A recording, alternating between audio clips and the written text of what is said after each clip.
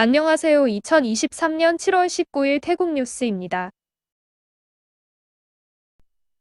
태국 선거법에는 국회의원의 언론사 주식 소유를 금하고 있는데 가오필라이당의 피타 의원은 ITV 주식 42,000주를 소유하였음에도 국회의원의 출마에 당선되었습니다.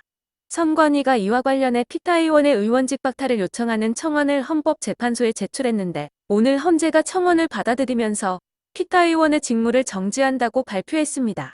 한편 오늘 태국 국회에서는 8시간의 토의 끝에 표결을 통해 반대 394표, 찬성 312표로 피타 의원의 총리 후보 지명 취소가 결정되었습니다. 한편 태국 선관위는 제3당이면서 군정에 참여했던 아누틴 의원 이 대표로 있는 꿈짜이 타이당 소속 의원 중 한 명이 ITV 주식 4만 주를 소유하고 있었다는 언론 보도와 관련해 현재 사실관계 확인과 증거자료를 수집하고 있으며 보도 내용이 사실로 밝혀지면 피타 의원의 사례처럼 헌재의 자격 박탈 청원이 접수될 것이라고 설명했습니다. 4호 태풍 탈림의 간접 영향으로 타이만에는 높은 파도가 발생하고 있습니다. 촌부리 당국은 17일부터 20일까지 소형 선박과 어선은 운항 시 주의해야 한다고 촉구하고 있습니다. 방콕 시내를 비롯해 태국 대도시에서는 피타 의원의 총리 임명을 촉구하는 집회와 시위가 있었습니다. 하지만 오전 헌재에 피타 의원의 직무정지 소식이 전해지고 오후에는 총리 지명이 철회되었다는 소식까지 전해지자 수많은 지지자들은 실망하는 기색이 역력했습니다. 민주기념탑에도 많은 사람들이 모여 집회를 벌였고 국민의 뜻에 따라 피타 의원을 총리로 임명해야 한다는 현수막이 한때 내걸리기도 했습니다.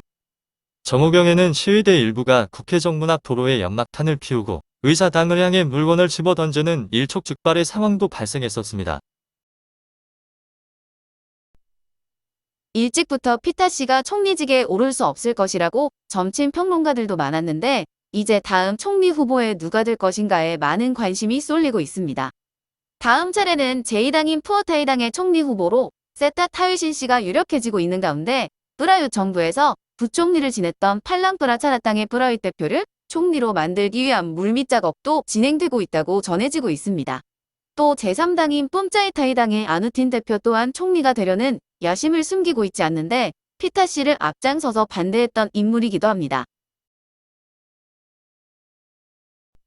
PTT와 방짝주유소는 20일 오전 5시부터 휘발유 제품의 가격을 리터당 34깡씩 인상한다고 발표했습니다.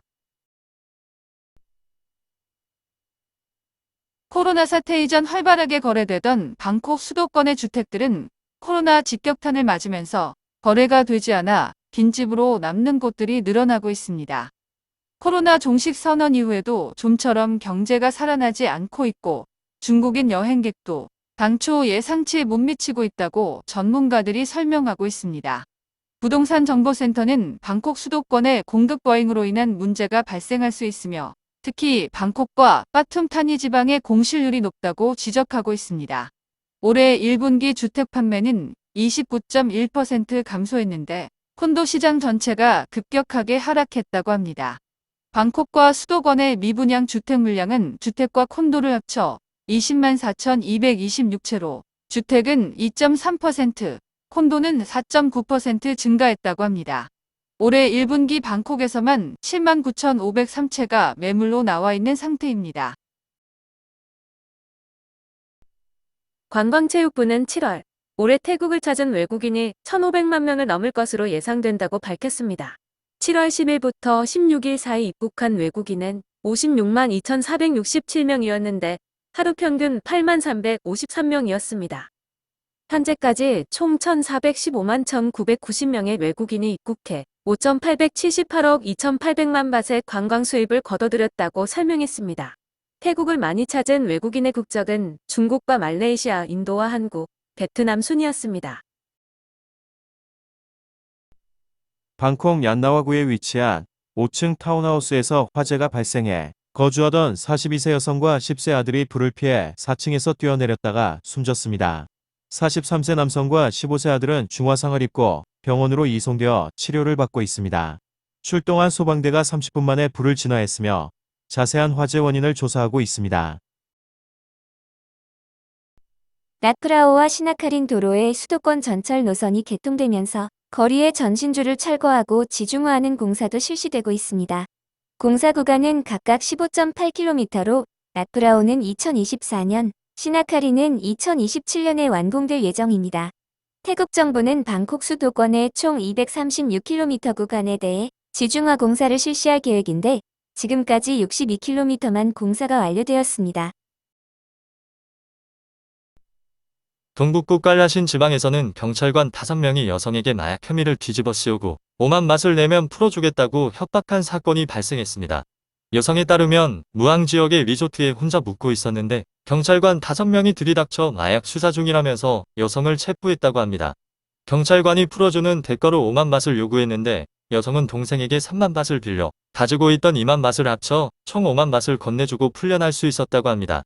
여성은 휴대전화로 경찰관들의 모습을 촬영해 언론사에 제보했는데 언론에 크게 보도되자 깔라신 지방경찰당국은 해당 경찰관 5명의 보직을 해임하고 조사에 들어갔습니다. 넷플릭스로도 방영 중인 한국 드라마 킹더랜드의 인기가 높아지는 가운데 태국에서 촬영된 장면들이 방송되자 태국인들이 크게 기뻐하고 있다고 합니다. 이태폰 문화부 장관도 태국의 문화와 아름다운 모습을 드라마를 통해 전 세계에 알렸다며 고마움을 표시하기도 했습니다. 또 배경이 된 관광지로의 관광객 유치에 힘쓸 것이라고 덧붙였습니다. 방콕 시내의 주택에서 여성이 정갈에 쏘이는 일이 있었습니다. SNS에는 롱콩을 2kg 구입해 먹으려다 롱콩 속에 정갈이 섞여 있는 걸 발견했다며 사진을 게시했습니다. 이에 대해 네티즌들은 과일을 구입한 후에는 물에 담가서 확인해야겠다는 댓글을 남겼는데 구입 후 그냥 놔둔다면 정갈이 방에 들어갈 수도 있겠다는 댓글도 있었습니다. 18일 새벽 2시 30분경 파타야에 위치한 클럽을 경찰이 급습했습니다. 해당 업소는 영업 제한 시간인 새벽 2시를 넘어서까지 운영하고 있었는데 약 100명 정도의 손님이 있었다고 합니다. 경찰은 손님과 직원 전원에 대한 약물 검사를 실시해 마약 양성 반응이 나온 남성 6명과 여성 2명을 체포했습니다. 부리람 호아이랏 지역에서는 레미콘 트럭이 도로를 벗어나 주택으로 돌진하는 사고가 있었습니다. 이 사고로 4명이 부상을 입고 병원으로 이송되었으며 주택 두 채가 대파되는 피해가 발생했습니다. 경찰 조사에서 운전자는 운전 중 잠이 와서 졸았다고 말했습니다. 까툼타니의 란눔케오 지역의 도로에서는 주행 중이던 트럭으로 총알이 날아드는 사건이 있었습니다. 운전자가 팔에 총상을 입고 병원으로 이송되었는데 총알이 최소 3발 날아든 것으로 보고 경찰이 수사를 벌이고 있습니다. 태국의 거리를 보면 전선이나 통신선이 낮게 가설된 것을 볼 수 있는데 지방으로 갈수록 더욱 심한 것도 흔히 볼 수 있습니다. 빠툼타니 무앙 지역의 도로에서는 트럭에 전선이 걸리면서 전신주 4개가 쓰러지는 사고가 있었습니다. 22,000볼트의 전선이 땅으로 떨어지면서 주차된 차량 10대가 파손되었는데 차량 몇 대에는 불이나 소방대가 출동하기도 했습니다. 18일에는 라농 지역에 폭우가 장시간 내리면서 프라무리 지역 일대가 1m 이상 침수되었습니다. 정오부터 저녁 7시까지 비가 내리면서 춘폰과 라농을 연결하는 도로가 침수되어 차량 통행이 통제되었고 주택과 상점, 농경지들도 침수되었습니다. 태국에서도 가상화폐 투자를 빙자한 사기가 한참 유행했었습니다. 태국 법원은 사기 혐의로 기소된 7명의 피고인들에게 12,255년의 징역을 선고했습니다. 판사는 피해자 1명당 5년씩 2,451건의 사건을 곱해 합 12,255년을 선고했는데 태국 형법은 최대 50년으로 제한하고 있어 실제로는 50년만 복역하게 됩니다. 이와는 별도로 2,451명의 피해자에게 총 3억 5천만 바트를 배상하도록 명령했습니다. 파탈룸 경찰은 밀수담배 8,000갑을 싣고 가던 SUV 차량을 적발하고 운전자인 38세 여성을 체포했습니다. 적발 당시 차량은 가짜 번호판을 달고 있었다고 경찰은 설명했습니다. 태국의 유명 치킨 식당 체인에서 애인 비서를 구한다는 구인 게시글이 올라왔는데 네티즌들의 공분을 사고 있다고 합니다. 각종 수당과 보너스를 포함해 월 18,000에서 2만 밭을 준다는 구인 광고인데 조건으로는 20에서 25세의 대졸자로 영어가 능통하고 운전할 줄 알아야 하며 퇴근 후에도 언제든 호출하면 나와야 한다고 써 있었습니다. 주요 업무는 데이터 분석을 통한 판매 요약 보고서 작성과 비용 절감 계획, 조직관리 전략 수립, 식품의 보관과 운송 관리, 고객 성향 조사와 시장 동향 파악, 인플루언서 접촉과 새로운 시장 개척을 위한 외국인 면담, 재고 관리 모델을 만들고 수요 예측에 따른 원자재 주문의 효율적 관리를 해야 한다고 설명했습니다. 이에 대해 네티즌들은 4에서 5명이 일하는 업무량에다가 월 5만 밭을 준다고 해도 갈 사람이 별로 없을 것이라고 꼬집었습니다. 또 그 나이에 이 일을 할 수는 없을 것이라면서 최소 35세 이상의 경력자를 찾아야 할 것이라고 조언하기도 했습니다.